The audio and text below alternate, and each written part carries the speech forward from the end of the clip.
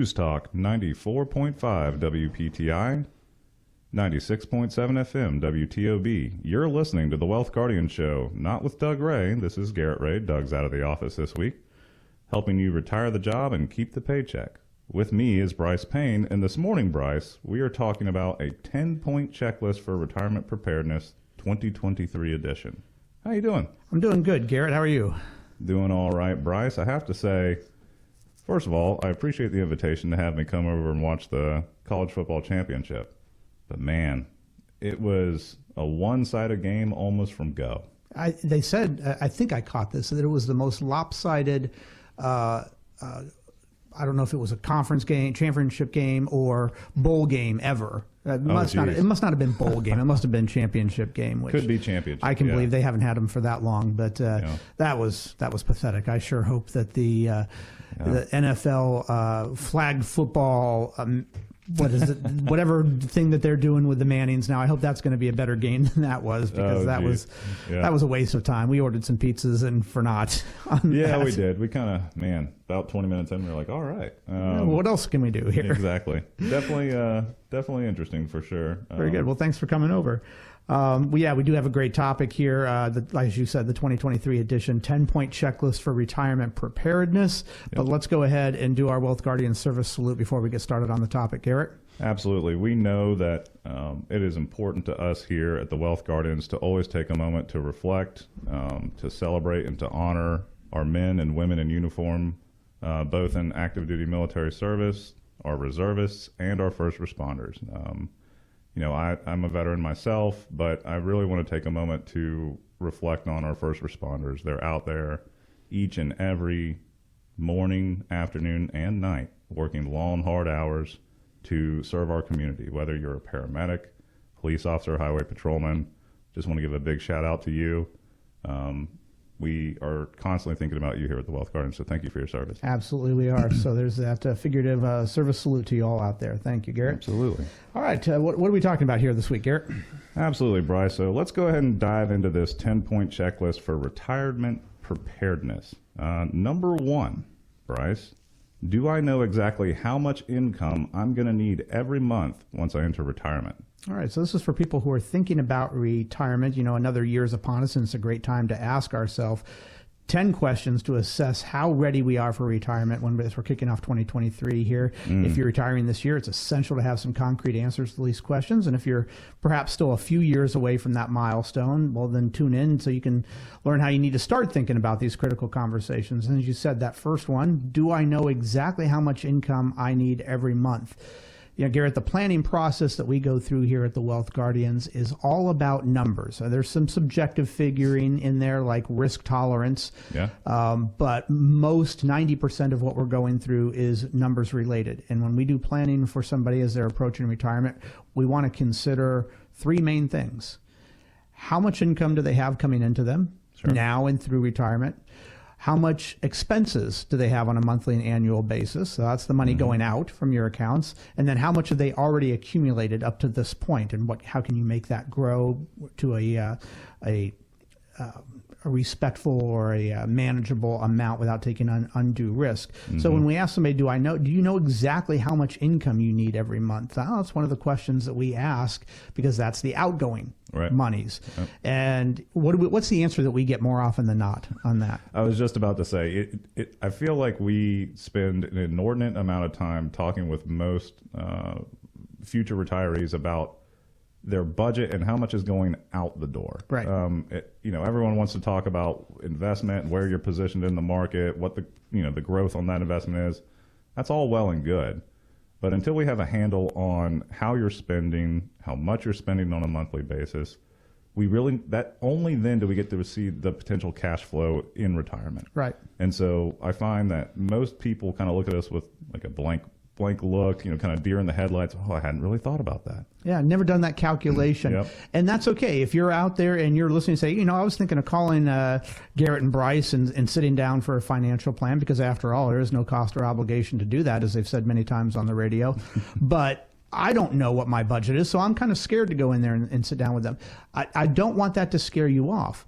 probably 75% of the people that we sit down with haven't accurately calculated what their expense needs are going to be now or in retirement, and that would put you on par with everybody else who sits down with us. So don't be afraid of that. We know how to handle that situation. Yep. If you did have an exact number of how much money you're spending on a monthly basis, that would put you in the exceptional category, and you're probably an engineer if you knew that. So if you're not an engineer, you don't know that number, that's okay. We will help you work through that. But as an essential part of retirement planning is figuring out what your expenses are. You might have a mortgage. You might not have a mortgage.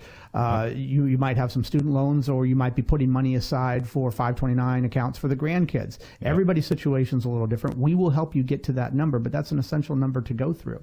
Absolutely. Now, if you're just tuning in, you're listening to the Wealth Guardians, and Garrett and I are talking about the 2023 edition of the 10-point checklist for retirement preparedness. And Garrett, what do we have on number 2 here? Yeah, first one down, second one on the list. Do I know which account I should withdraw money from first? Very, very interesting part of the planning process. Depends on kind of what type of accounts you have, how you're structured. Some folks that we talk to may have an account that they inherited from a loved one that's passed. Typically, those accounts by that point have RMDs, or required minimum distributions. Already mandated on them. Yep, already mandated on them for tax purposes. We want to consider that. Do you have a mixture of traditional IRAs, Roth IRAs? Are we talking about a 401k that hasn't yet been rolled over? So lots of things to consider. We can help you navigate through that. Brice, what are your thoughts on how do we map out which accounts money's coming from first and last, and how do we prioritize that? Well, that's going to change year by year. I don't want to say conventional wisdom, but if anybody has done any research on this, the common misnomer that they have is, well, you want to go to your IRAs first, and then you want to go to your non-qualified accounts, and then you want to take distributions from your Roth accounts last. And while that's not entirely wrong, let me paint out a picture why that is a cookie-cutter approach. Let's say that you're a married couple, and you need, on top of your Social Security, you need to take a distribution of, say, $20,000 this year. But taking that $20,000 distribution is going to pull you up from the 12% tax bracket into the 22% tax bracket. It's a big jump. It's a huge jump. Yep. And if you took that out of your IRA, that's going to kick you up into the next tax bracket. But what if you took only a portion of that from your IRA up to the top of that bracket, that 12% tax bracket, and then took the remaining monies that you needed from a Roth account or even a 1099 account? Then you're not kicking yourself up into the 22% tax bracket. That's what a financial planner, that's what we would help you figure out. So it's not cut and dry that I'm going to use up all of my IRAs first, then use up all my brokerage accounts, and then touch my Roth accounts last. That's not the way you would want to do it, though that can be a guideline to start off your thinking. And I agree with that, Brice, that the one thing that can be a critical window is not many people retire perfectly on December 31st, right? And then they start into a new tax year. More than likely, you have exited your job and you've retired sometime in the summer or the fall. So you have a half a year, maybe 3/4 of a year of earned income that we need to consider for taxation purposes. Right. And then, okay, now let's say you retire in September. Now we've got to get through, we've started retirement, and exactly what you're talking about. Maybe a portion of withdrawals from a Roth makes sense at that point. Absolutely. That's the way to approach it, and that is what we do here at the Wealth Guardians. And so I mentioned this before. If you have only started thinking about retirement and you feel that you don't have all of your ducks in a row and you'd like to make sure that you do, please give us a call. Our phone number is 336-391-3409. That's 336-391-3409.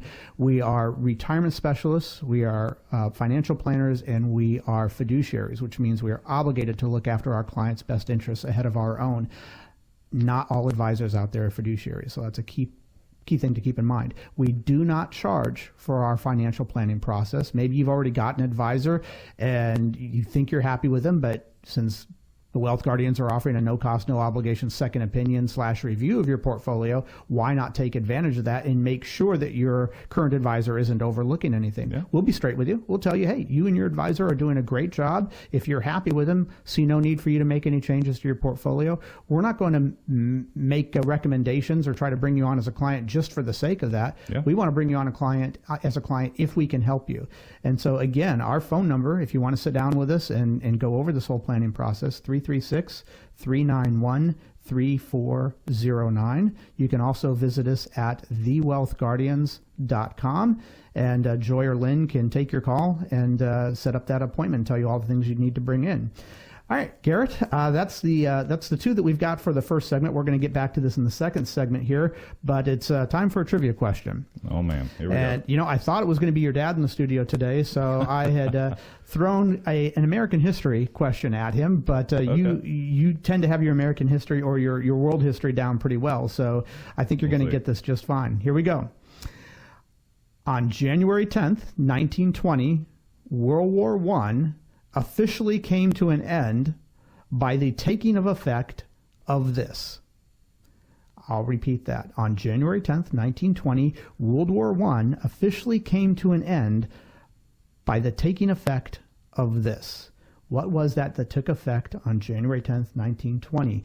Garrett, he's thinking, but I'm pretty confident. So stick around for the answer to that trivia question on the other side of this short break. This is Brice Payne. With me is Garrett Ray. The show is The Wealth Guardians, helping you retire the job and keep the paycheck. And this is News Talk 94.5, WPTI. And this is 96.7 FM, WTOB. News Talk 94.5, WPTI. 96.7 FM, WTOB. You're listening to The Wealth Guardians show with Doug Ray, helping you retire the job and keep the paycheck. I'm Brice Payne along with Garrett Ray this week. And in the second segment this morning, we are talking about the 2023 edition of the Top 10-Point Checklist for Retirement Preparedness. Now, before we get to our trivia question, I've got two questions for you. Are you looking forward to your retirement? I'm guessing you said yes there. Do you want to make sure that you are making the best financial decisions for your retirement? I'm hoping you said yes there. And if you answered yes to those questions, then I've got great news for you, as does Garrett. We here at the Wealth Guardians offer a no-cost, no-obligation second opinion / review of your retirement plan. And that includes a deep analysis of your assets, investment portfolio, insurance policies, income needs, risk tolerance, risk exposure, tax mitigation strategies, legacy goals, and the fees you are currently paying. Our goal is really simple. We want to help you lower your fees and align your risk and improve your overall retirement picture so you can retire the job and keep the paycheck. But the ball is in your court. You have to give us a call. And our phone number is 336-391-3409. That's 336-391-3409. Give us a call or visit us at thewealthguardians.com to set up your financial plan review with Doug, Garrett, and myself today. Remember, the markets are not going to wait for you. And now let's go ahead and get back to our topic, our trivia question first. So here we go. Garrett is a pretty good history buff, and I think we lobbed him a softball inadvertently here this week because I thought it was going to be Doug who I was giving this to. Garrett, are you ready?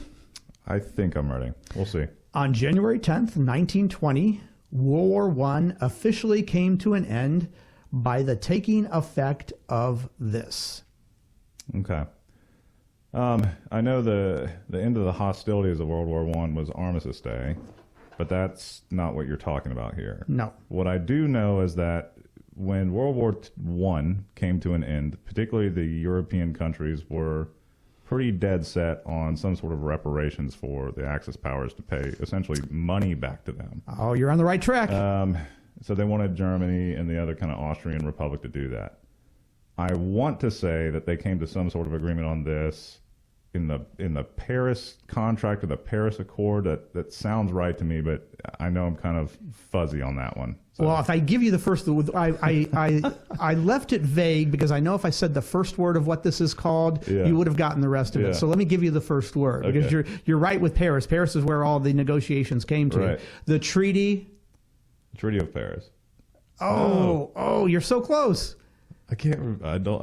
I know that's the event. I can't believe we're giving Garrett the buzzer on a world history question. He never does that. The Treaty of Versailles. Treaty of Versailles. Daggone it. Ah, Okay. you were That so makes close. He had it on the tip of his tongue.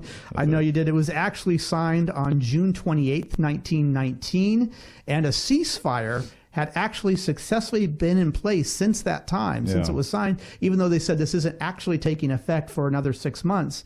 But the Treaty of Versailles officially took effect this week, 105 years ago. Isn't that wild? That's awesome. And I would like to do another, just a tip of the hat to one of my favorite authors out there, Thomas Paine, one of our semi-founding fathers. Yep. It is the 247th anniversary this week of the publication of his book, Common Sense, Yes. which I have right up here in the studios with me on display. It's one of my favorite books, and I encourage everyone out there to read it. But That was a great pamphlet. Garrett, we kind of got you. You was just right on the tip of your tongue. I'd say it was almost more of a technicality than an actual stumping you. Yeah, it's okay. All right, so let's go ahead and get back to our the topic here, 2023 edition, 10-point checklist for retirement preparedness. In the first segment, we covered, do I know exactly how much income I need every month? And do I know which account I should withdraw from first? What do we got as number 3? Yeah, Brice, so we get this question quite a bit, and it's actually an extensive part of our full retirement analysis for anyone who would like to sit down and talk with us. And the question is, do I know the ideal time to take Social Security? And there is a whole plethora of possibilities on how you file for your Social Security benefit. Thousands of ways to file. Thousands of ways to file. Some of it is kind of just peace of mind, personal comfort. Some of it is, hey, let's run the hard numbers and see what, your nest egg looks at age 70, 80, going into 90s, depending on that income stream that you eventually will get from Social Security, combined with income that you're taking from your investments. And we kind of look at all of those cash flows coming in and say, okay, how does that play out for us in retirement? What are your thoughts on that? Well, first off, when we say that there are thousands of ways to file for Social Security, I want to clarify that we here at the Wealth Guardians are certified with the National Social Security Association. There are thousands of ways to file for Social Security, meaning are you filing for your own benefits? Are you filing for spousal benefits? Are you filing for widow benefits? Ex-spousal benefits? Yes, that is a thing. Ex-spousal benefits is a thing. A lot of people are surprised by that. A lot of people will think, well, what do you mean there's 1,000 different ways to file? I thought when I retire, I turn around and either go into or log into my account at the Social Security office and file for my benefits. What do you mean there's thousands of different ways to do it? Yeah. And a lot of people conflate the idea of retirement, meaning that you are no longer employed, you're no longer drawing a paycheck, and filing for Social Security. They will even use those two terms interchangeably. Like they're the same thing. Brice, Garrett, I'm going to file for my retirement. Well, you don't file for retirement. You file for Social Security regardless of when you retired. So let's say that you want to retire, you want to hang it up at age 65. But you have enough income to support yourself through retirement up until age 70. That's the latest that you would ever want to file for Social Security is age 70. Exactly. And we can get into the details of why, but this isn't a whole Social Security episode. But that would be that there's a 5-year gap between when they retired and when they filed for Social Security. Right. Somebody else might want to file for Social Security as soon as they can. That would be age 62. But they own their own business, and they have no intention of hanging it up or selling their business or turning it over to the kids, whatever, until age 75, as long as they're physically able to do that. But we've got a lot of clients like that. We do. And so the date that you file for Social Security and the date that you retire really have nothing to do with each other. And that is what a lot of people are confused by. And then we have, we talked about this from time to time on the show, we have seen clients come in here who are 3 months shy of age 70, and they had no idea that they could have filed for ex-spousal benefits years ago because they were divorced. You can. And they had missed out on hundreds of thousands of dollars in benefits over the last 5 years because they weren't aware of that. Right. That is certainly something nobody out there says, oh, I'm okay if that happens to me. No, you don't want that to happen to you. So you want to take into consideration the different ways to file for Social Security. And I would say, ask yourself this. Has your advisor, when talking about it's time to move more into bonds or more into mutual funds or more into growth stock or more into dividend paying stocks, has your advisor ever talked to you about what your Social Security filing options are? Has he ever put into a system somewhere what your Social Security benefit is at full retirement age? Yeah. If they've never had that discussion with you, that's an issue. You're only getting part of the pie. You want to get the whole treatment from a financial planner, not just part of the treatment. So that's what we mean by, do you know the ideal time to take Social Security? Great one. Absolutely. And it's a key part of our process. Yes, it is. All right. Next question, Brice. Number 4, have I addressed longevity risk so that I don't outlive my money? Right. So none of us, or very few of us, have a real good sense of how long we might live. So let's say that you're going to retire at age 65. If you are going to pass away at age 85, which is what the typical male does, that means that your monies have to last you through retirement for 20 years. Yeah. Okay. That means that you could safely start dipping into your the principal of your accounts, not just the growth of your accounts, the principal of your accounts a few years before that. Right. Now, everybody's a little bit different, and I'm not trying to just lay a blanket statement out there, but that's a trend that we see. But what if you are going to end up living to be 95 or 100? If you retired at 65, that means that your investments and your income have to last you now for 30 or 35 years. Maybe your spouse is going to live a few years beyond you. Right. That means the assets that you've saved up to this point have to last you even longer, which means they're more susceptible to the damages that can be done by a volatile market. Correct. Yep. And if somebody says, oh, I've heard you just have to save, my wife has said this to me, you have to have $1 million saved in order to go into retirement. That's an absolute fallacy. Yeah, those round numbers. Those round numbers that somehow seemingly fit for everybody, regardless of what their expenses are, regardless of whether they've got a mortgage, regardless of what their risk tolerance is. You just have to have $1 million saved. No, that is not true. No. And how long you're going to be in retirement is going to play a key factor in that. So you have to plan for that. Absolutely. That's a great one.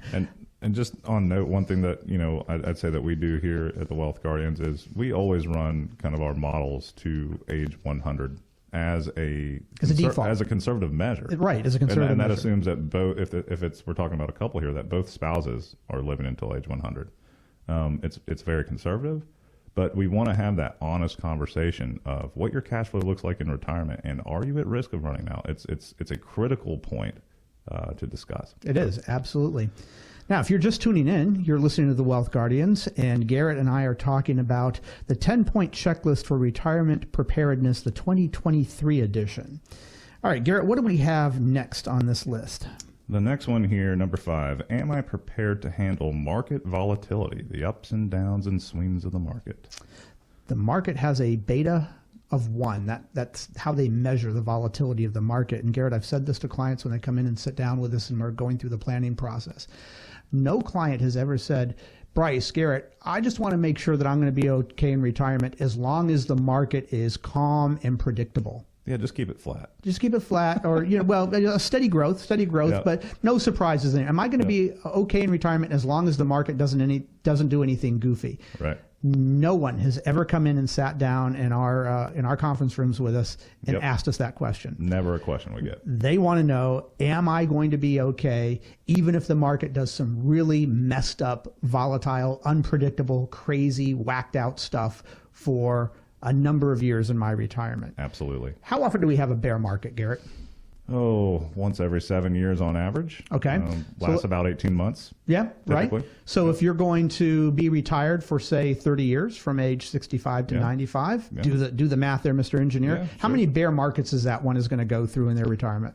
You got at least 4 there. At least 4, if not possibly 5 or 6. Getting into 5 or 6, if you got some longevity on your side. All right. So the market is not always going to cooperate with you through retirement. You have to make sure that your portfolio is not taking bigger hits than you need to. So a lot of people will, they've been okay with market volatility through most of their life. They started saving for retirement at age 20 when they got their first job. Maybe they're age 60 now and they're getting close to retirement. That's 40 years that they've been okay with market volatility. Mm-hmm. But the reason that that's okay is if you're 40 years old and the market takes a 40% dip like it did in 2008, that doesn't affect your day-to-day life at that time because you're still collecting a paycheck and those monies still aren't going to be used for another 20, 25 years. It's not a big deal.